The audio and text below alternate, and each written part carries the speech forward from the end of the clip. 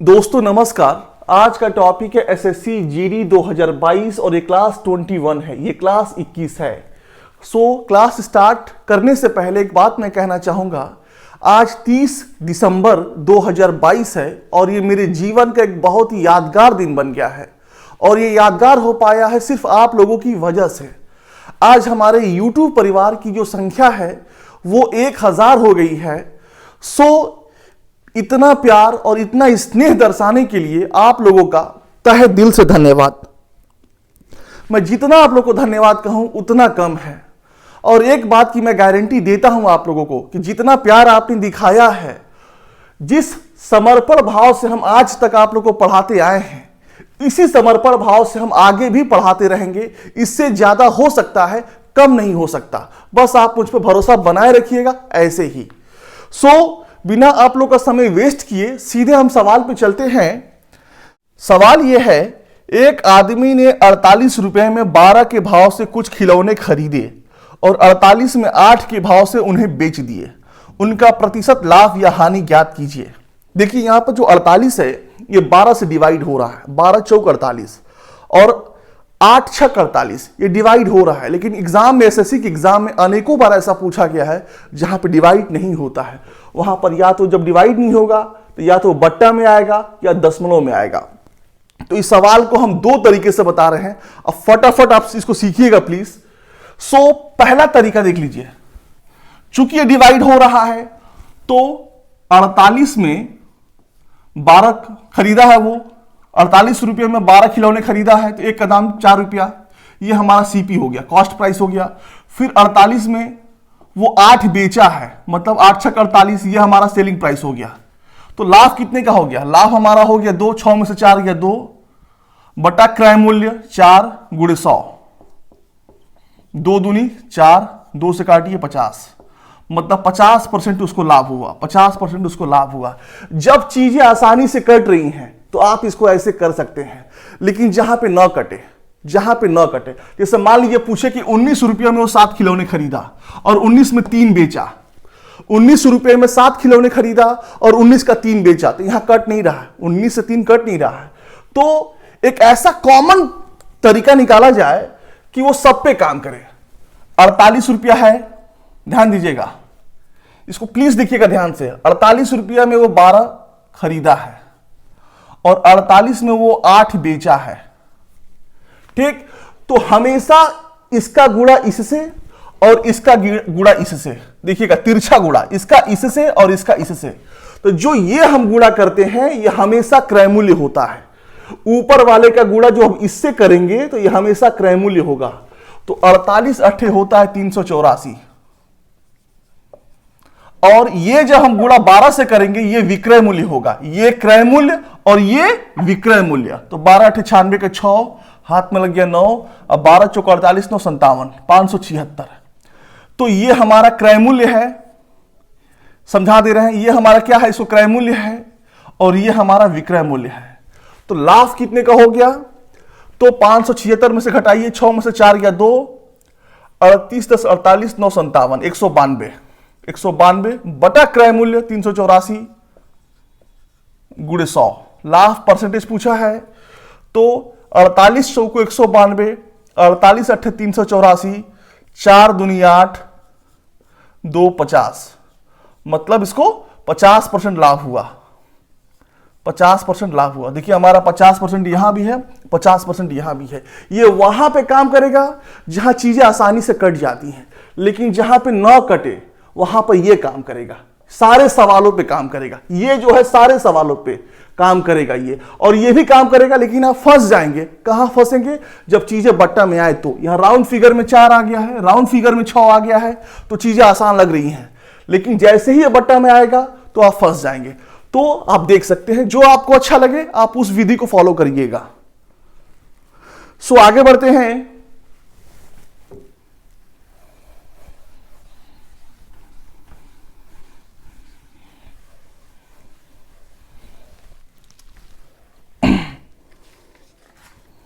सवाल यह है, एक व्यक्ति ने 4 घंटे में 54 किलोमीटर की दूरी तय की।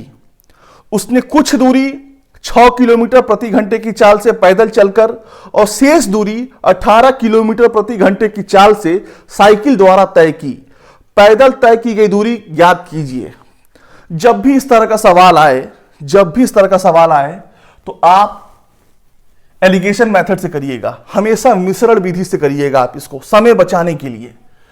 पहला चाल हमारा क्या है, 6 है, दूसरा 18 है, और 54/4 कितना होता है, 2 दूनी 4, 27। 27 का आधा कितना होगा, 13.5। 6 दिया है चाल, 18 चाल दिया है, और ये औसत चाल हो गया। माइनस करिए तो 4.5 हो गया, और ये 7.5 हो गया। ये हो गया, दशमलव कट जाएगा यहां पे, क्योंकि एक संख्या के पहले है, यहां भी पहले है, तो कट जाएगा वो, तो 15 3 45, 15 5 75। ये जो आया है इनके द्वारा लिए गए समय का अनुपात है। ये क्या है, ये समय का अनुपात है, समय का अनुपात है। ये चाल दिया हुआ है, जो आया है ये समय का अनुपात है। तो पूछा क्या है कि पैदल तय की गई दूरी बताइए। तो टोटल समय कितना है, 4 घंटे का है। ध्यान रखिएगा 4 घंटे का समय है, हम समय निकाल लेंगे। ये 3 है और अनुपातिक योग 8 हो गया, तो ये हमारा क्या निकल जाएगा, समय निकल जाएगा। और पूछा क्या है दूरी, तो दूरी बराबर क्या होता है, चाल गुणे समय। तो ये हमारा समय निकल गया। और एक स्टेप आगे बढ़ते हैं, चाल कितना है इसका, 6 है। हम थोड़ा एडवांस बढ़ गए हैं, ये हम समय निकाल लिए हैं। 4 घंटा दिया हुआ है, 4 का 3/8, और समय दिया हुआ है ये 6। ये क्या है, दूरी बराबर है 4 दूनी 8, 2 3 6, 3 3 9। मतलब इतना ये समय है और ये चाल 6 है। चाल ये समय गुणे चाल बराबर दूरी हमारा आ गया, ये 9 किलोमीटर आ गया। ठीक, आगे बढ़ते हैं।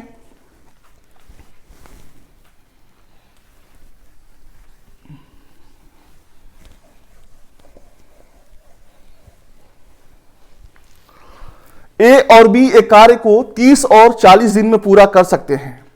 उन्होंने एक साथ कार्य शुरू किया, कुछ दिनों बाद ए ने कार्य छोड़ दिया और बी ने शेष कार्य को 5 दिनों में पूरा किया। ए ने कितनी दिनों के बाद कार्य छोड़ा। यहां पर ए और बी का दिया हुआ है 30-40 ए बी। तो 30-40 का एलसीएम क्या होता है, 120। कितना होगा इसका, 120। 30-40 का क्या है एलसीएम, 120 होगा। तो एक दिन में 4 यूनिट और बी जो है एक दिन में 3 यूनिट काम करता है। तो आखिर के 5 दिन जो है बी ने काम किया है। तो एक दिन का 3 यूनिट, तो 5 दिन का 3 5 15 यूनिट काम किया है। तो शेष कितना बचा, शेष 120 माइनस 15, तो हमारा 105 हुआ। कितना हुआ, 105 यूनिट शेष बचा। और 105 यूनिट जो है ये दोनों मिलके काम किए हैं। तो कितना दिन लगा, तो दिन बराबर 105 और 4 3 7, मतलब 7 15 7 कितना होता है, 105 में 15 दिन। इसका मतलब जो है ए ने 15 दिनों के बाद कार्य छोड़ा। एक और तरीका हम आपको बता रहे हैं। इस सवाल को हम आपसे बताए थे। देखिए एक बात कहना चाहेंगे कि जब मैथ पढ़ते हैं, मैथ तभी आपको अच्छा लगेगा जब सारे चैप्टर का, प्रति चैप्टर का आप बेसिक जानिए और प्लस बेसिक जानने के बाद आप ट्रिक जानिए। तो मैथ अच्छे से आपको समझ में आएगा। ये हमारा ट्रिक हो गया। अब मैंने आपको कई बार बताया है कि ए और बी का दिया हुआ है, ए और बी का, इन दोनों के द्वारा लिया गया समय क्या होता है, ए गुणे बी अपान ए प्लस बी। ये होता है, ये हम जानते हैं। तो 30 गुणे 40, तो लिख सकते हैं हम 30 गुणे 40 और ये 70 हो गया। 30 40 70 हो गया। ठीक है, तो एक 0 से 1 0 कट गया, तो 40 थी 120, 120/7 दिन ये लोग लेंगे, 120/7 दिन ये लोग लेंगे। ये हो गया हमारा। अब ये पूछा कि 5 दिन काम किया है ए ने, 5 दिन काम किया है, सॉरी बी ने काम किया है। तो एक दिन का बी का एक दिन का बी का 40 है, एक दिन का कितना है 40 है, तो 5 दिन का, एक दिन का जो है अगर 40 दिन बी लेता है तो एक दिन का 1/40, तो 5 दिन का 5/40 मतलब 1/8, 1/8 हो गया। तो शेष कितना बचा 7/8। जब 1/8 काम बी किया है तो शेष कितना बचा, 8 में से 1 गया 7, 7/8 शेष बचा। तो हम लिख सकते हैं 120/7 गुणे 7/8, 7 7 कट गया 8, 15, ठीक है 15 हमारा आ गया। ठीक है, ये हमारा 15 आ गया, ये हमारा 15 आ गया। ये बेसिक तरीका था हमारा, ये हमारा एक बेसिक तरीका था। ये बेसिक भी ट्रिक है। अगर आपका बेसिक पे कमांड है, पकड़ है, तो वो भी एक ट्रिक है, वो भी एक ट्रिक है। ये प्रैक्टिस से आएगा कि सवाल पे कौन सा तरीका आजमाया जाए, ये प्रैक्टिस से होगा ये। सो आगे बढ़ते हैं।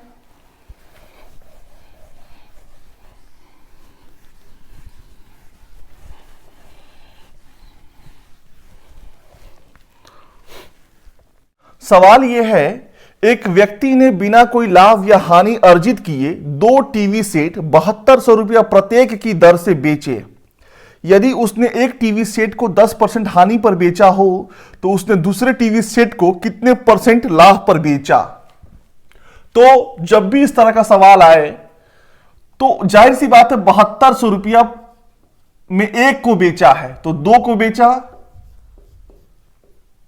14,400 में। ये जो पैसा है जब ये बेचता है तो न इसको लाभ होता है न इसको हानि होती है, मतलब यही उसका क्रय मूल्य है, यही विक्रय मूल्य है।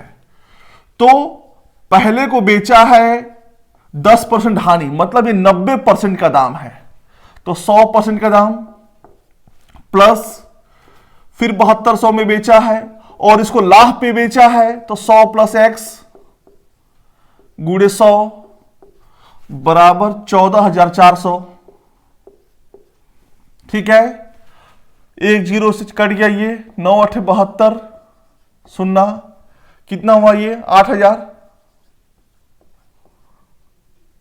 डायरेक्ट लिखते हैं, चलिए हम लिख सकते हैं 7200 बटा 100 प्लस x गुणे 100 बराबर 8,000। कितना ये 80 गुणे 100 8,000। जब उधर जाएगा तो माइनस हो जाएगा, तो 14,400 में से जब 8,000 माइनस हुआ 6,400, कितना हुआ ये 6,400। इस 2 0 से ये 2 0 कट गया, ठीक, 8 से काटिए, 8 8 64, 8 9 72 0 0, फिर 4 से काटिए, 4 दूनी 8, 225 चौको 900 होता है, 2 चौके 8, 25 चौको 100, 900, 225 चौको 900। तो हम लिख सकते हैं 100 प्लस x, ये उधर जाएगा, 100 प्लस x जो है ये उधर गया, बराबर 225 बटा 2, मतलब 100, कितना हुआ ये 112.5, कितना हुआ 112.5। तो जब 100 जब इधर आएगा तो x बराबर 112.5 माइनस 100 बराबर 12.5। आंसर बट्टा में आया है, तो लिख सकते हैं 12 सही 1/2, 12.5 मतलब 12 सही 1/2% जो है उसको लाभ हुआ है। ठीक, आगे बढ़ते हैं।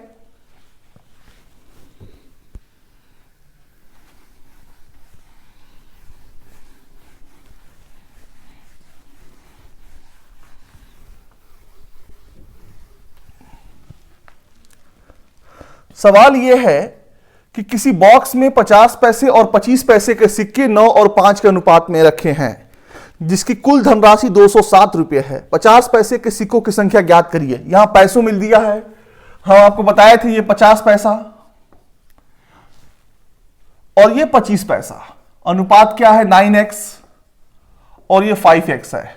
9x और 5x अनुपात इसका है, कुछ नहीं है, इसको मल्टीप्लाई करिए, 50 9 450, 450x और 25 5 125x।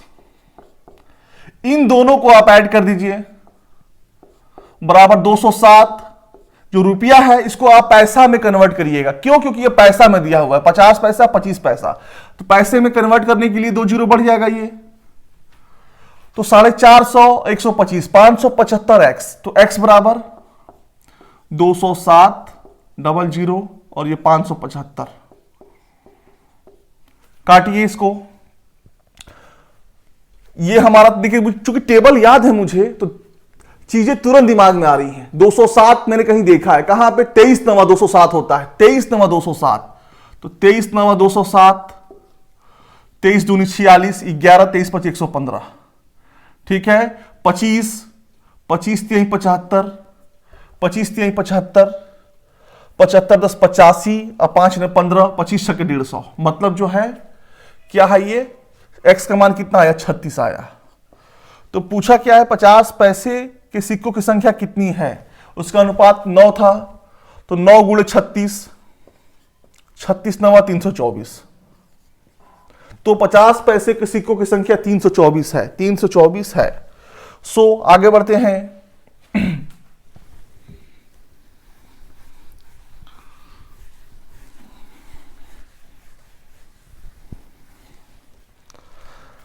सवाल यह है, वह कौन सी संख्या है जिसे 39, 52 और 60 से विभाजित करने पर क्रमशः 30, 43 और 51 शेष बचते हैं? जब भी देखिए यहां पर आप 39 से, 52 से, 60 से जब आप डिवाइड करते हैं तो शेष हमेशा 30, 43, 51 बचता है। ध्यान दीजिएगा, जब भी ऐसा सवाल आए कि इतने से डिवाइड करने पर यह हमारा शेष बचता है तो आप माइनस कर दीजिए। 39 में से 30 गया 9, फिर 52 में से 43 गया 9, सबका जो अंतर है वो 9 ही आएगा, सबका जो अंतर है वो 9 ही आएगा। तो 39, 52 और 60 का एलसीएम निकाल लेते हैं। 39, 52 और 60 का जब आप एलसीएम निकालेंगे तो 13 यही 39, 13 चौको 52, 13 यही 39 और 39 चौको होता है 156, 156 और 60 156 का एलसीएम, ये 60 और 156, काटिए इसको। 2 30, 214, 2 8 16, ठीक है। ये 39 से कटेगा, ये 39 से कटेगा, तो 2 15, ये 39, फिर 3 से 3 5 15 और 13 हो गया, तो 2 दूनी 4 3 12 25 60 और 60 गुणे 13 कितना हो गया? 780। कितना हो गया? 780। एलसीएम कितना आया? 780। और घट कितना रहा? या 9। इसी 9 को आप यहां माइनस कर दीजिएगा। 780 में से 9 गया 771। मतलब जो हमेशा जो अंतर आता है उसको टोटल एलसीएम में से आप माइनस कर देंगे तो ये संख्या निकल जाएगा, ये संख्या जो है निकल जाएगा। सो आगे बढ़ते हैं।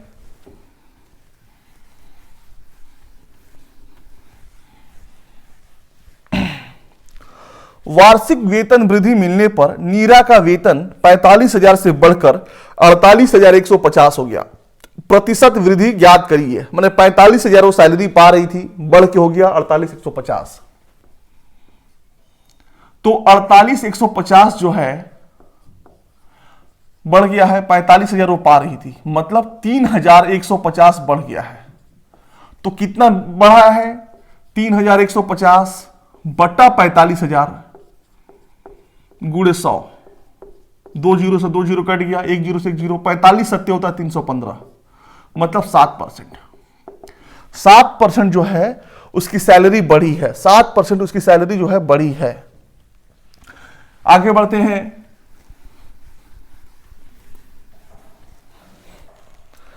सवाल यह है, दो संख्याओं का अनुपात 3:8 है। दोनों संख्याओं में 8 जोड़ने पर अनुपात 2:5 हो जाता है, तो संख्याओं का योग कितना है? 3x + 8 और 8x + 8, तो अनुपात कितना होता है? अनुपात होता है 2:5। 2 8 16 प्लस 2 8 16, 5 3 15, 5 8 40, तो x बराबर, तो 16 4 x 16 उधर जाएगा, ये 15 इधर आया, तो 16 में से 15 गया, एक x बचा हमारा, और 16 4 20 और 20 40 24 हो गया, तो x बराबर 24। तो इनका योग कितना है? तो 3 और 8 कितना होता है? 11। 3 और 8 कितना होता है? 11। 11 गुणे 24, 24 से कम 24 के 4 2 26, कितना हो गया? 264 हो गया। कितना हो गया? 264 हो गया। हमारा आंसर आ गया। आगे बढ़ते हैं।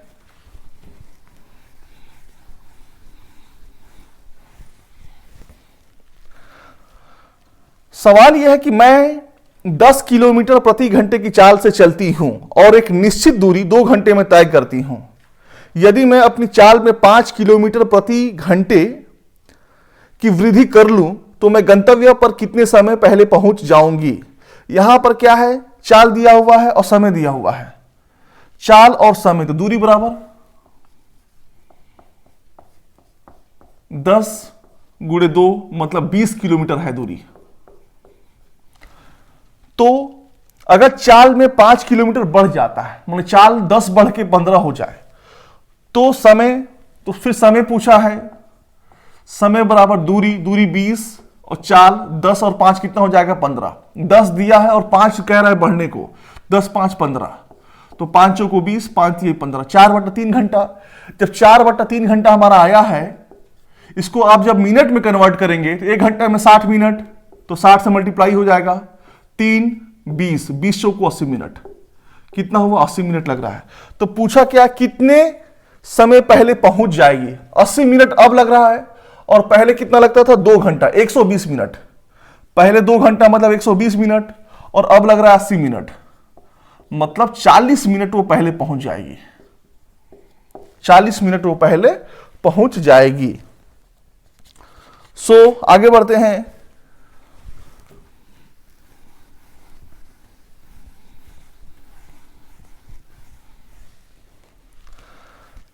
सवाल यह है कि आरती और रीता किसी कार्य को 8 घंटे क्रमशः अपनी अपनी नियत गति से एक साथ कार्य करते हुए कर सकती हैं। आरती अकेले इस कार्य को 10 घंटे में करती है, तो रीता अकेले उस कार्य को कितने घंटे में करेगी? मतलब 2 लोग मिल जाते हैं तो 8 घंटे में काम समाप्त होता है, और यहां पर अकेले जो है आरती 10 घंटे में करती है, तो रीता अकेले उस कार्य को कितने घंटे में करेगी? कुछ नहीं है। जब भी ऐसा सवाल दिए कि 2 लोग 8 घंटे में कर सकते हैं तो 8, और एक आदमी 10 घंटे में, तो 8 गुणे 10, और यहां पे 10 - 8 कर दीजिएगा, मतलब 80/2 काटेंगे 40, तो कितना हुआ? ये 40 घंटा। तो जो दूसरा आदमी है वो 40 घंटे में करेगा, दूसरा आदमी 40 घंटे में करेगा। सो इस सवाल में कुछ नहीं था। आगे बढ़ते हैं। सवाल यह कि 20 और 50 के बीच की अभाज्य संख्याओं का औसत कितना होगा? 20 और 50 के बीच, 20 से 50 के बीच, तो क्या आता है? 23 आएगा। ठीक, अभाज्य मतलब क्या होता है? जो एक से कटे या तो स्वयं से कटे।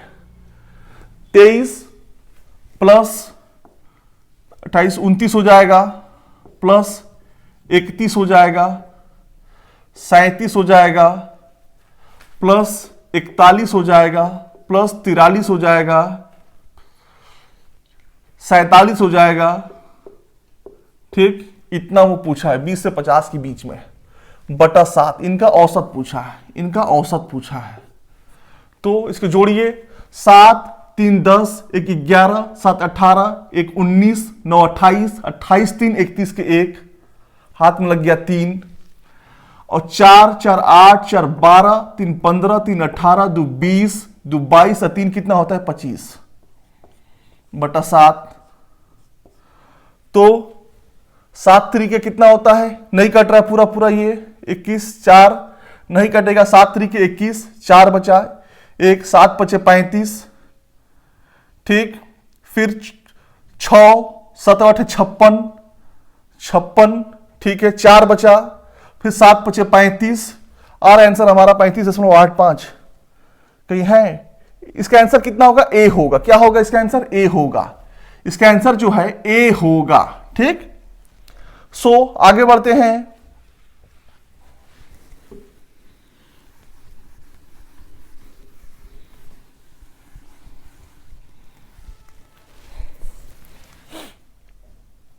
सवाल यह है कि कौन सी एकल छूट, निम्न में से कौन सी एकल छूट 10%, 15% और 20% की तीन क्रमिक छूटों के बराबर होगी? कुछ नहीं है। 100 रुपये का आपने सामान लिया, 3 डिस्काउंट आपको मिलता है। पहला डिस्काउंट है 10%, मतलब 100 में से 10 गया 90, 90 बटा 100। फिर दूसरा मिलता है 15, 100 में से 15 गया 85, 85 बटा 100। फिर तीसरा आपको मिलता है 20, 100 में से 20 गया 80, 80 बटा 100। तो 100 से 100 ये कट गया, ये 2 जीरो से ये कट गया। अब हमारा 100 बचा, 4 दूनी 8, 4 25 चौको 100, ठीक। 5 पचे 25 और ये 17, ठीक है। तो 17 दूनी कितना होता है? 34। 17 दूनी 34, 34 तवा होता है 306। तो 306 बटा 5 ये कितना होगा?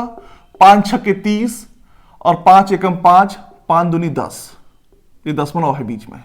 मतलब 100 रुपया मूल्य छपा हुआ है और आप उसको खरीद रहे हैं 3 डिस्काउंट पे, तो आपको इतना रुपया देना पड़ेगा, 61 रुपया 20 पैसा आपको देना पड़ेगा। तो डिस्काउंट कितने पैसे का मिला?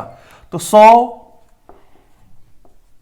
61.2, 10 में से 2 गया 8, 9 में से गया 8, 9 में से 6 गया 3। मतलब आपको टोटल जो डिस्काउंट मिल रहा है 38.8 मिल रहा है। 38.8% का आप डिस्काउंट पा रहे हैं। सो आगे बढ़ते हैं।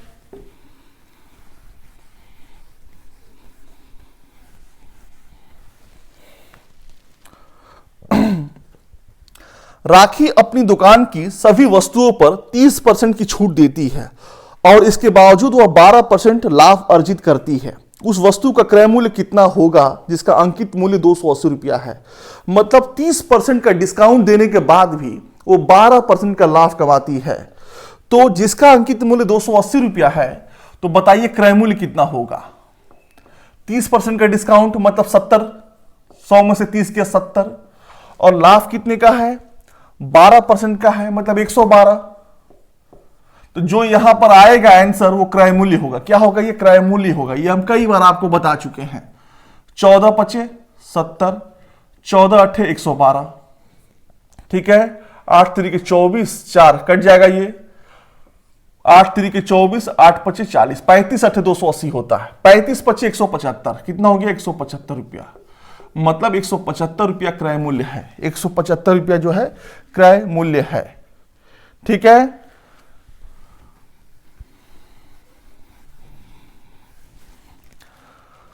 सवाल यह है, x एक धनराशि पर एक निश्चित वार्षिक साधारण ब्याज की दर से 3 वर्ष में प्राप्त मिश्रधन 10,483 रुपया है और 7 साल में प्राप्त मिश्रधन 12,727 है। तो 3 साल में टोटल कितना हो जाता है वो पैसा? 10,483। इसको पहले आप 7 से लिखिए। कितना? सबसे ऊपर वाला लिखते हैं। जैसा मैं कर रहा हूं इसी हिसाब से एग्जाम में करिएगा आप, इसी हिसाब से 7 लिखेंगे। तो 7 साल में कितना होता है? 12,727, 12,727 ये होता है। और 7 साल में कितना? और ये तो 7 साल का हो गया। और 3 साल में होता है 10,483। 3 साल में होता है 10,483। ये 7 साल में मिश्रधन ये है और 3 साल का ये है। इनका अंतर कितना हो गया? ये अंतर 4 सालों का है। ये अंतर कितना है? 4 साल। तो 4 सालों का अंतर कितना हो गया? तो 7 में से 3 गया 4, 12 में से 8 गया 4, 6 में से 4 गया 2, 2244 रुपया। जो 2244 रुपया है ये 4 साल का है। तो 1 साल का कितना होगा? 2244, 4, तो 4 पचे 20, 2, 4 छक्के 24, 4 एकम 4, 1 साल का 561 रुपया। तो स्टार्टिंग का 3 साल का दिया हुआ 10,483। तो 3 साल का हम निकाल लेते हैं। 561 गुणे 3, ये क्या निकलेगा हमारा? साधारण ब्याज निकलेगा। 3 एकम 3, 3 छक्के 18, 3 पचे 15, 16। मतलब स्टार्टिंग के शुरुआत की जो 3 साल का साधारण ब्याज है 1683 रुपया है। तो पूछा मूलधन है, तो मूलधन कितना होगा?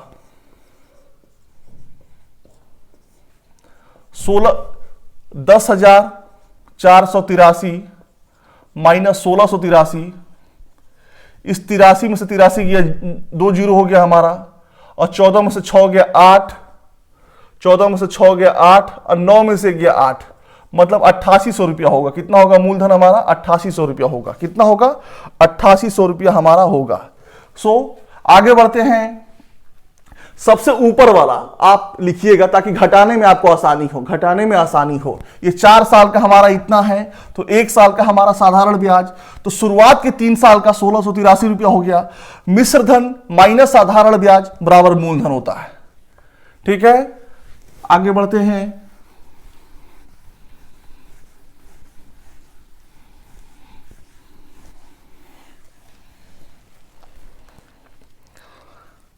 सवाल यह है कि एक व्यक्ति ने अपनी वस्तुओं के 3/5 भाग को 16% लाभ पर और शेष भाग को क्रय मूल्य पर बेच दिया। इस पूरे लेन देन में उसके द्वारा अर्जित लाभ ज्ञात कीजिए। ये 3/5 भाग है। मैंने आपको बताया कि इसी को मान लेते हैं टोटल, इसी को मान लेते हैं। तो टोटल जो है 500 रुपया का सामान वो रखा है। टोटल जो है 500 रुपया का सामान वो रखा है, जिसमें से वो 300 रुपया 16% लाभ पर बेचा। मतलब 300 का 116 बटा 100, 116 में 348, कितना हो गया? 348। और बाकी कितना बचा? 500 में से 300 गया 200, तो उसको क्रय मूल्य पर बेच दिया है। तो 200 को बेचा वो 200 रुपये में, इसको बेच रहा है 348 में, और बाकी को बेचा वो 200 रुपये में। तो टोटल कितना पैसा वो पाया? टोटल कितना पैसा पाया? तो 548 पाया वो। 500 रुपये की वस्तु है और 548 पाया, तो लाभ परसेंटेज कितना हो गया? 548 माइनस 500, 548 माइनस 500 मतलब 48 रुपया लाभ हुआ। तो लाभ परसेंटेज बराबर लाभ बटा क्रय मूल्य 500 गुणे 100, 100 पचाई 500। ठीक है, तो 5 9 45, 3 5, 9 सही 3/5% उसको लाभ हुआ। 9 सही 3/5% उसको लाभ हुआ। एक आखिरी सवाल लेते हैं।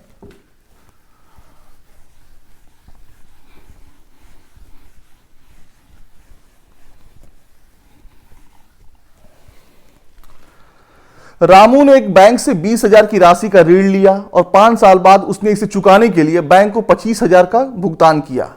मैंने 20,000 रुपये का लोन लिया है, 5 साल बाद वो 25,000 चुका दिया। तो ब्याज दर पूछा है, कुछ नहीं है, रेट बराबर SI गुणे 100। तो 25,000 में से 20,000 गया 5,000 गुणे 100, और उसके बाद P इंटू T होगा। तो P कितना है? 20,000, और टाइम कितना है? 5 साल का।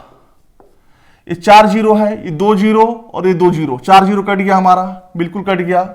5 10 50 और 2 5 10, मतलब R जो हमारा है ये 5% है। R जो हमारा है 5% है। उम्मीद करता हूं कि आपको समझ में आया होगा। यदि नहीं समझ में आया, किसी प्रकार की दिक्कत हो रही है, तो आप बिल्कुल अपनी राय जो है कमेंट में रख सकते हैं कि सर समझ में नहीं आया, यहां हमें दिक्कत हो रही है। आप जहां भी दिक्कतों का सामना कर रहे हैं उसका आप उल्लेख करिए, कमेंट में बताइए, हम बिल्कुल उस पर ध्यान देंगे। प्रत्येक कमेंट पे हम ध्यान देते हैं। आशा करते कि आपको समझ में आया होगा। मेरे एक सब्सक्राइबर ने कहा कि आप ये मत कहा करिए कि आप लाइक करिएगा और सब्सक्राइब करिएगा। ठीक है, मैं उनकी बात मानता हूं, मैं नहीं कहूंगा। पूरा वीडियो देखने के लिए बहुत बहुत धन्यवाद।